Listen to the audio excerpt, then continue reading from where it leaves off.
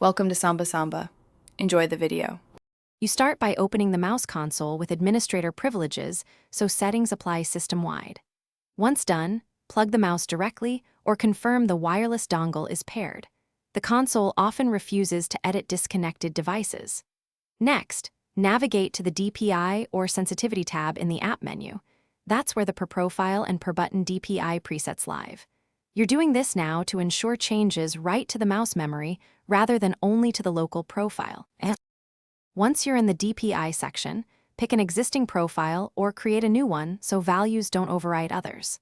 Then enter your desired DPI stages, for example 400, 800, and 1600, and adjust the polling rate if the app allows. Higher rates reduce latency. Make sure to assign any DPI shift or sniper button to a convenient mouse key so you can toggle precision on demand. Save the profile to preview sensitivity in Windows, or in-game. You finish by clicking Apply or Save, and where possible, export the profile to the mouse memory so it persists across systems and restarts. Then test the new DPI on the desktop and in your primary game to check both X and Y responsiveness and to verify there's no unwanted acceleration. If settings don't stick, update the mouse firmware, reinstall the device drivers, or reset the console to defaults.